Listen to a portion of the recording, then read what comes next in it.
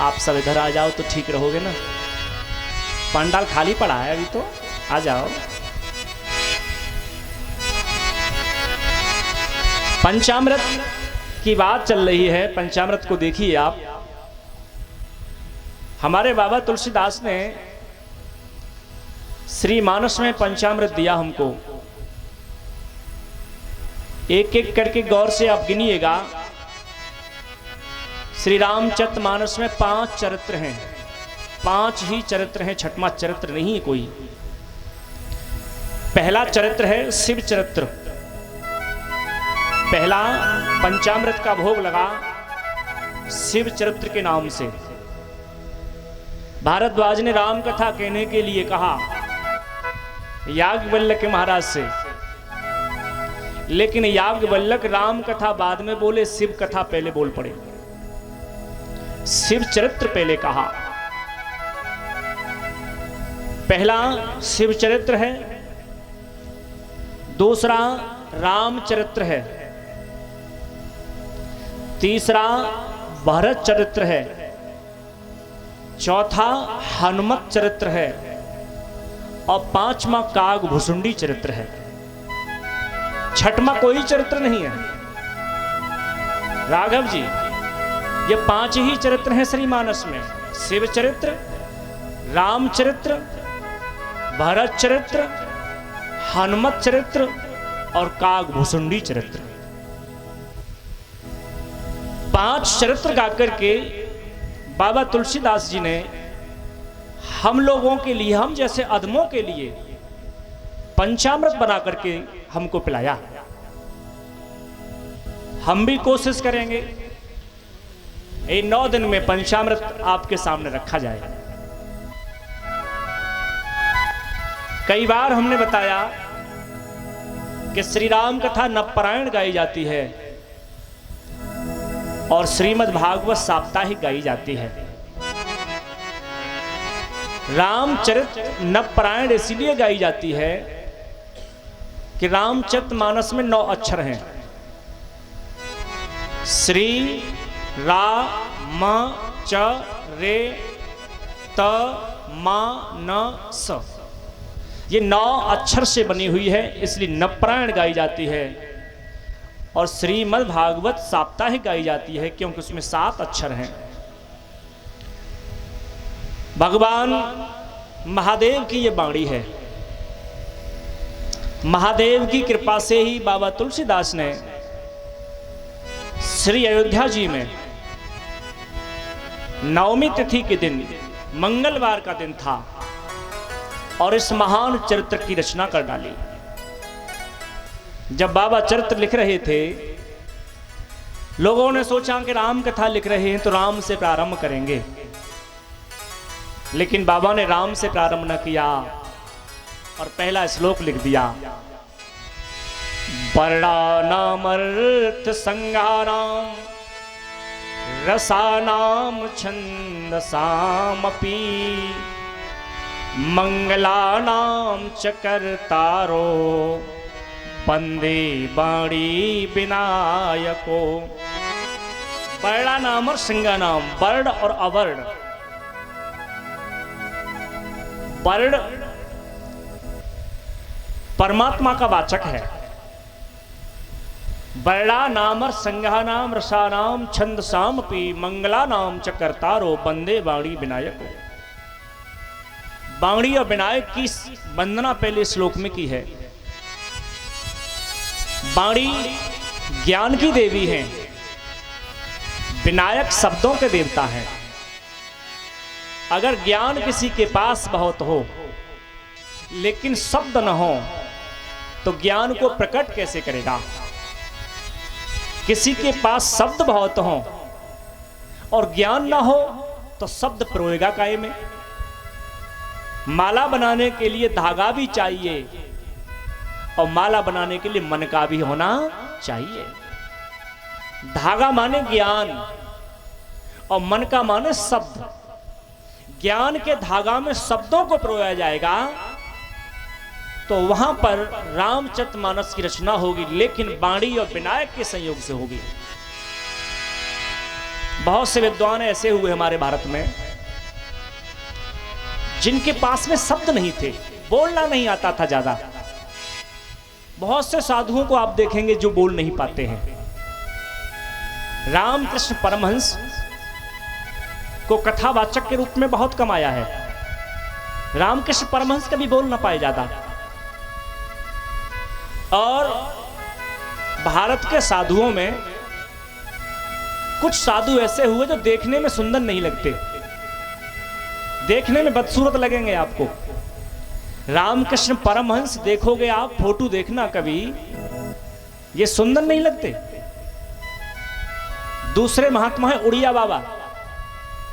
उड़िया बाबा का आपने कभी फोटो देखा हो, और कहीं ना देखा हो तो वृंदावन में टल्ला चुंगी पर आश्रम है उनका, चले जाना देखना। उड़िया बाबा देखने में सुंदर नहीं लगते। तीसरे महात्मा हैं, बड़े विद्वान हुए, महर्षि रमण। रमण महर्षि, जिन्होंने पूरा जीवन कोहम कोहम जपा, सोहम नहीं जपा, शिवोहम भी नहीं जपा, केवल कोहम जपा। रमण महर्षि भी सुंदर नहीं है, लेकिन ऊपर से सुंदर नहीं है ये, अंदर से तो इतना सुंदर है कि मां भद्रकाली स्वयं भोजन कराने आती है। इतना सामंजस्य बिठाला जगत में, बहुत ज्यादा। तो बाबा तुलसीदास जी ने बाणी विनायक की वंदना की।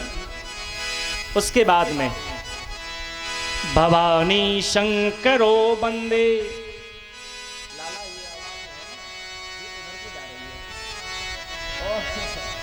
मुझे पता नहीं पड़ती है मैं क्या बोलूं, और घूम फिर के आ रही है। भवानी शंकरो वंदे श्रद्धा विश्वास रूपिणो याभ्यां विना न पश्यन्ति सिद्धा स्वान्तमीश्वरम्। शंकर और भवानी, शंकर भगवान विश्वास के प्रतीक हैं और भवानी श्रद्धा का प्रतीक है। पत्नी माने श्रद्धा और पति माने विश्वास। जहां श्रद्धा और विश्वास है वहां राम का जन्म हो जाएगा, और जहां श्रद्धा और विश्वास नहीं है वहां राम का जन्म होने वाला नहीं है। बाबा शंकर और भवानी को श्रद्धा विश्वास के रूप में प्रणाम किया। उसके बाद में सीताराम गुणग्राम पुण्यारण्य विहारिणो वंदे विशुद्ध विज्ञानो कवीश्वर कपीश्वरो। सीताराम भगवान की वंदना की है।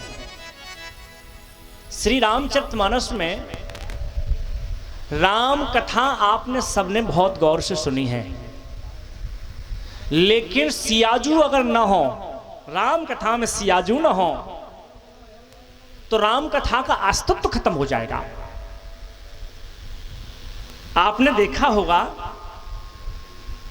एक जगह पर परमात्मा श्री राम और दोनों भुजा उठाकर के प्रतिज्ञा कर गए, निश्चरहीन करऊं मैं भुज उठाए प्रणकीन।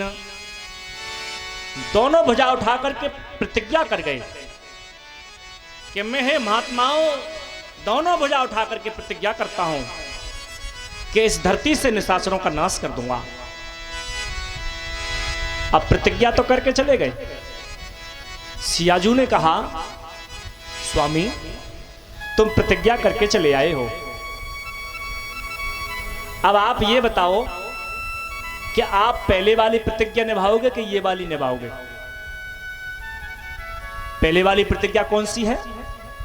कि पहले वाली प्रतिज्ञा यह है कि जो भी जीव मेरी शरण में आ जाएगा, जन्म कोट बद लागे जाऊं। अगर कोई ब्राह्मणों की हत्या करने वाला हो जाएगा, कोट विप्रबद, करोड़ों ब्राह्मण, एक नहीं करोड़ों ब्राह्मणों की हत्या करने वाला भी मेरी शरण में आ जाएगा, उसको मैं मुक्त कर दूंगा, शरण में ले लूंगा। सियाजू कहती हैं, एक तरफ तो प्रतिज्ञा कर रहे हो कि हत्यारे को भी शरण में आ जाएगा तो उसको मुक्त कर दूंगा, उसको शरण में ले लूंगा। और एक तरफ प्रतिज्ञा कर रहे हो कि जीवों का, निशाचरों का धरती से नाश कर दूंगा। आप ये बताओ, रावण कुंभकर्ण से युद्ध हो रहा हो और रावण ने आके पैर पकड़ लिए तो लास्ट में कुछ भी हो सकता है। और रावण ने अगर पैर पकड़ लिए तो श्रीमान जी ये प्रतिज्ञा निभाओगे कि ये वाली निभाओगे? कौन सी निभाओगे? राम जी चक्कर में पड़ गए। कहा देवी अब तो हम धर्म संकट में फंस गए हैं, आप हमारी रक्षा करो। सियाजू कहती हैं तो एक काम सुनो, कुछ दिन के लिए तुम्हारी पार्टी छोड़ेंगे हम और रावण की पार्टी को ज्वाइन करेंगे। क्यों? क्योंकि अगर तुम्हारे साथ हम रहेंगे तब तक रावण का वध नहीं हो सकता है, और हम रावण के घर में जाके बैठेंगे, उसकी बुद्धि को घुमाते रहेंगे जिससे कि वो तुम्हारी शरण में ना आ जाए। और जब तुम्हारी शरण में नहीं आएगा तो तुम निशाचरों का नाश कर देना। पत्नी पतन से बचाती है, पति तो जोश में आकर के होश खो बैठता है, लेकिन माताजी ऐसी हैं जो प्रभु की सहायता कर देती हैं। आज सभी देवताओं की वंदना की है और हम सबकी वंदना करें राघव जी तो 9 दिन वंदना में चले जाएं, इसलिए एक चौपाई गा लेते हैं कि सिया राम में सब जग जानी, सिया राम में सब जग जानी, सिया राम में सब जग जानी, सिया राम में सब जग जानी, सिया राम में काली जी सभी सब जग जानी। करो प्रणाम जोरे जोग पानी, करो प्रणाम जोरे जोग पानी, करो प्रणाम जोरे जोग पानी। परमात्मा सीताराम को सारा जगत समझ करके बाबा तुलसीदास कहते हैं मैं सबकी वंदना करता हूं। जड़ चेतन जग जीव जत सकल राममय जान। सारे संसार में सीताराम के अलावा कुछ जगत में है नहीं, सब में सीताराम विराज रहे। यो माम पश्यति सर्वत्र सर्वचय मैं पश्यति। परमात्मा श्री कृष्ण गीता में कहते हैं अर्जुन जहां भी देख वहां पर केवल मुझे देख, और जो भी तू दिखाई देता है जगत में वह मुझ में देख ले। यानी मैं जगत में हूं और जगत मुझ में है, मेरे से भिन्न जगत में कुछ है नहीं। और वेदांत का पहला सूत्र है अहम ब्रह्मास्मि। राघव जी अहम ब्रह्मास्मि वही कह सकता है जो सारे जगत में केवल परमात्मा के अलावा कुछ देखता ही नहीं है।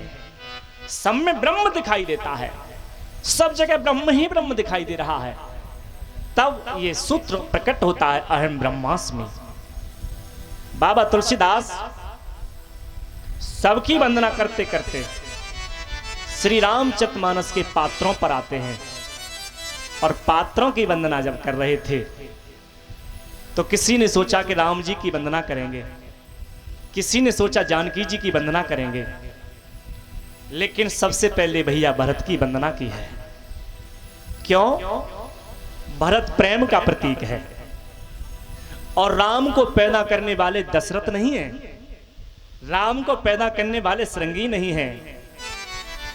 राम को कौन पैदा करता है? कि हरि व्यापक सर्वत्र समाना प्रेम से प्रकट होए में जाना। परमात्मा कैसे प्रकट हुआ? प्रेम से। तो परमात्मा को पैदा करने वाली वस्तु पहले आनी चाहिए, तब तो परमात्मा आएगा। और एक बात याद रखना, बाबा शंकर सुनी सुनाई बात नहीं कह रहे इसमें, पढ़ी पढ़ाई बात नहीं कह रहे। प्रेम से प्रकट है मैं जाना, माना नहीं है, मैंने जाना है। ये प्रेम से प्रकट होता है। ये अवधेश के भवन में प्रकट बाद में होता है।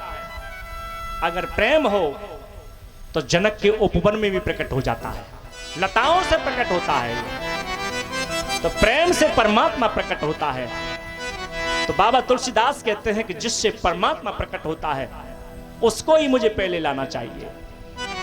और बाबा तुलसीदास ने भैया भरत को प्रणाम किया है, प्रेम को प्रणाम किया कि बंदा हूं प्रथम भरत के चरना, बंदा हूँ प्रथम भरत के चरना, बंदा हूँ प्रथम भरत के चरना, बंदा हूँ प्रथम भरत के चरना, बंदा हूँ प्रथम भरत के चरना, जा सुने व्रत जाए न भरना, जा सुने व्रत जाए न भरना, हो जा सोनयम व्रत जाए न भरना।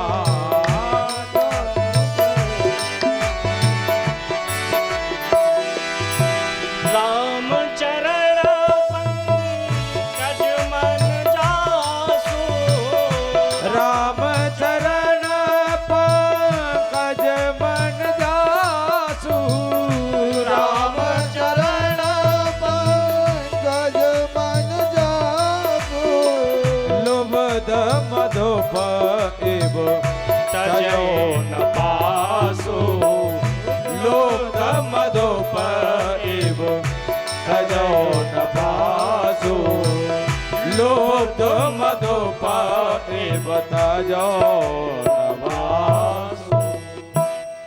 सबसे पहले भरत की वंदना की है। भरत के अर्थ है भा माने भक्ति, रत माने लगा हुआ। जो भक्ति में लगा हुआ है वह भरत है। भा का अर्थ है भगवान, रत माने लगा हुआ। जो भगवान में लगा हुआ है वह भरत है। भा माने भजन है, रत माने लगा हुआ। जो भजन में लगा हुआ है वह भरत है।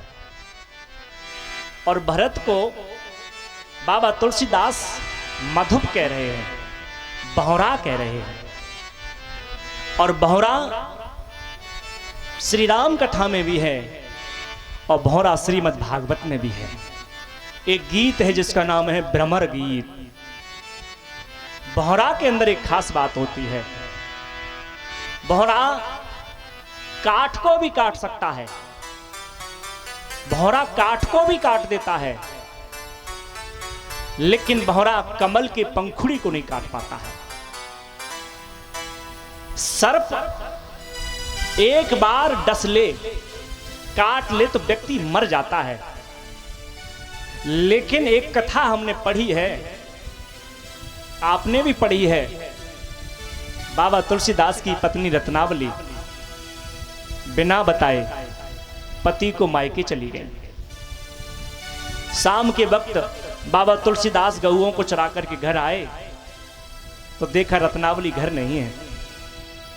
रत्नावली के वियोग में शाम को गऊएं छोड़ करके और बाबा तुलसीदास अपनी पत्नी से मिलने चले। कथा सबने पढ़ी है, मुझे कथा में नहीं जाना। मुर्दे पर सवार होकर के पार हो गए। यमुना में जल ज्यादा था, मुर्दे पर सवार हुए, मुर्दे पर चल करके पार हो गए। और जब ससुराल के मकान के पास पहुंचे, चढ़े कैसे, ताला लगा हुआ है, किवाड़ लगे हुए हैं। कथा कहती है वहां पर एक सांप लटक रहा था। राघव जी, सांप लटक रहा है। बाबा तुलसीदास ने सर्प को रस्सी समझ के पकड़ा और सर्प को पकड़ के चढ़ गए। मैं इतना कहना चाहता हूं, क्या सांप तुलसीदास का फूफा लगता है? ये सांप कौन है? तुलसीदास का जीजा है। या फूफा लगता है। अगर सांप है तो सांप का स्वभाव होता है काटना, और बाबा तुलसीदास सांप को पकड़ करके चढ़ गए, तो सांप ने काटा क्यों नहीं था? क्यों नहीं काटा? कोई तो राज रहा होगा। भंवरा काठ को काट सकता है, लेकिन कमल की डंठुल को नहीं काटता। क्या कारण है कि सांप काटना भूल गया और भंवरा पंखुड़ी में बंद हो गया। रात्रि गमिष्यति भविष्यति सुप्रभातम। भंवरा शाम के वक्त कमल के ऊपर सुगंधी ले रहा था, और सुगंधी में इतना मतवाला हो गया कि कमल धीरे धीरे बंद हो गया और भंवरा भी उसी में बंद हो गया। क्योंकि सूर्य अस्त होता है तो कमल अपने आप बंद हो जाता है। और जब भंवरा कमल के अंदर बंद हुआ तो कमल की पंखुड़ी को नहीं काट रहा और सुबह होने का इंतजार कर रहा है, जबकि भंवरा को बांस तक काट सकता है। बांस लकड़ी में घुस जाए तो बांस काट देता है। और मैं आपको कथा बताऊंगा, ये भंवरा शुरुआत में लकड़ी नहीं काट पाते थे, लेकिन श्री राम ने आशीर्वाद दिया था इनको कि तुम लकड़ी को भी काटने की क्षमता प्राप्त करोगे। भंवरा कमल की डंठल में बंद हुआ। वहां सांप ने तुलसीदास को नहीं काटा। क्यों? इसका एक ही कारण है कि जो व्यक्ति प्रेम में लबालब भरा होता है, बिल्कुल लबालब, एक एक रोम उसका प्रेम में जब भर जाता है, तो है व्यक्ति जिसको भी हाथ लगा देगा वह अपनी वृत्ति को भूल जाएगा। सांप काटना जानता था, लेकिन बाबा तुलसीदास ने जैसे ही सांप को स्पर्श किया, सांप काटना भूल गया। और भरत जी को तो भंवरा कह दिया गया। और मैं एक राज की बात आपको बता रहा हूं। मैंने उघई में इस कथा को कभी गाया नहीं है, लेकिन आज बता रहा हूं आपको। बाबा तुलसीदास प्रभु राम की सुंदरता का वर्णन कर रहे थे। राम जी का माथा ऐसा है, राम जी की भौएं ऐसी हैं, राम जी के कपोल ऐसे हैं, राम जी के अधर ऐसे हैं। नभ कंज लोचन कंज मुख कर कंज पद कंजारुणम, सबका वर्णन किया। लेकिन राघव जी आश्चर्य की बात है, केसों का वर्णन किया, माथे का वर्णन किया, आंख का वर्णन किया, माथे का वर्णन किया, कपोल का वर्णन किया, अधर का वर्णन किया, ग्रीवा का वर्णन किया, नासिका का वर्णन किया, सबका वर्णन किया। लेकिन जैसे ही पैरों का नंबर आया तो बाबा तुलसीदास कहते हैं, पद राजीव बरन नहीं जाए, पद राजीव बरन नहीं जाए, पद राजीव नहीं जाए, पद राजीव बरन नहीं जाए, पद राजीव बरन नहीं जाए। मुनि मन मधोप बसजे माही, मन मन मधोप बसहे मन माहे, मुनि मन मधोप बसजे माही, मुनि मन मधोप बसहे माहे। अब आप देख लीजिए, कोई व्यक्ति 5वीं मंजिल पर खड़ा हो और आप सड़क पर खड़े हो, और एक व्यक्ति नीचे वाली मंजिल पर खड़ा हो, और दोनों बराबर छज्जे पे खड़े हो, दोनों बराबर के एंगल में, तो आपको 5वीं मंजिल वाला ज्यादा दिखाई देगा कि पहली मंजिल वाला? पहली वाला दिखाई देगा, क्योंकि नजदीक है। तो बाबा तुलसीदास से कभी मिल जाए तो पूछना कि बाबा तुम्हें माथा दिखाई दिया, तुम्हें राम जी की आंखें दिखाई दी, जबकि राघव जी राम की आंखों में आंखें डाल करके कोई देख नहीं सकता है। क्यों? चंद्रमा मनसो जातो चक्षो सूर्यो अजायता। परमात्मा श्री राम की आंख साक्षात सूर्य है, आंख में आंख डाल करके कोई नहीं देख सकता। लेकिन बाबा तुलसीदास आंख तक का वर्णन कर रहे हैं, माथे का वर्णन कर रहे हैं। लेकिन किसी ने बाबा से पूछा, बाबा पैरों का तो वर्णन कर दो, पैरों का तो वर्णन करो। तो बाबा तुलसीदास ने कहा कि मुझे पैर दिखाई नहीं दे रहे, चश्मा लेके आओ मेरा। बाबा तुलसीदास ने चश्मा भी लगाया, लेकिन चश्मा लगाने के बाद भी पैर दिखाई न दिए। बाबा तुलसीदास ने कहा कि पैर दिखाई नहीं दे रहे। महात्माओं ने कहा क्यों नहीं दिखाई दे रहे? तो बाबा तुलसीदास कहते हैं कि पैर तो तब दिखाई दे जब पैरों में से लोग हटें। पैरों में तो झुंड का झुंड है, कौन है? सारे महात्माओं ने भौरे का रूप ले लिया है, सारे महात्माओं ने भौरे का रूप ले लिया है और राम जी के चरण कमलों में आकर के लपिट गए हैं, बिल्कुल घेर लिया है। और एक नहीं, दो नहीं, हजारों की मात्रा में भौरे प्रभु के पैरों में लिपटे हुए हैं। बाबा तुलसीदास कहते हैं ये महात्मा भौरे का रूप बना करके यहां से हटें तो हम पैरों का वर्णन करें। बाबा तुलसीदास जी से किसी ने पूछ लिया, बाबा ये जो भौरे हैं ना, राम जी के तो आंख भी कमल है, चेहरा भी कमल है, तो ये भौरे राम की आंख के पास क्यों नहीं जा रहे? राम के बालों के पास क्यों नहीं जा रहे? राम के कपोलों के पास क्यों नहीं जा रहे? और बाबा, अगर संसार भर के महात्माओं ने भौरे का रूप लिया है तो इन भौरों का गुरु कौन है? कौन है मुखिया? क्योंकि मुखिया सबका होता है, तो इनका गुरु कौन है? बाबा तुलसीदास की भावुक हो गए। बाबा ने कहा गुरु कोई और नहीं है, श्री राम जी के छोटे भैया भरतलाल गुरु हैं। भरत जी के पास सारे महात्मा गए। भरत जी ने कहा, महात्माओं तुम्हें मेरे भैया के चरणों में चलना है? हाँ चलना है। तो मैं जो बनना चाहूं वो तुम बन जाओ। तो भरतलाल जी भौरे का रूप ले लेते हैं और बाबा तुलसीदास जी ने एक बार नहीं, तेहि पुर बसत भरत बेनु रागा और चंचरी कज में चंपक बागा। भरत जी अयोध्या में रहे हैं तो भौरा बन करके रहे हैं, कभी प्रभु राम की गद्दी तक गए नहीं, चंचरी बन करके रहे हैं। जैसे चंपा के पुष्प पर भौरा कभी नहीं जाता है, ऐसे ही महात्मा भरत नंदी ग्राम में रहे हैं। भरत भैया सबको लेकर के प्रभु के पैरों में पहुंच गए हैं। अब भरत वहां से भौरा का रूप लेके हटे तो सारे महात्मा हटे, लेकिन भरत वहां से हट नहीं रहे हैं। क्यों? क्योंकि भरत कहते हैं यही तो जीवन का लक्ष्य है कि प्रभु के चरणों में आ जाएं, प्रभु के चरणों में आ जाएं। और हम आपसे कह रहे हैं कि भौरे से कुछ सीखो।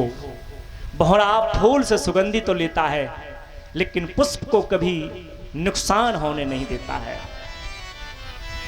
भगवान परमात्मा की शरण में चलें।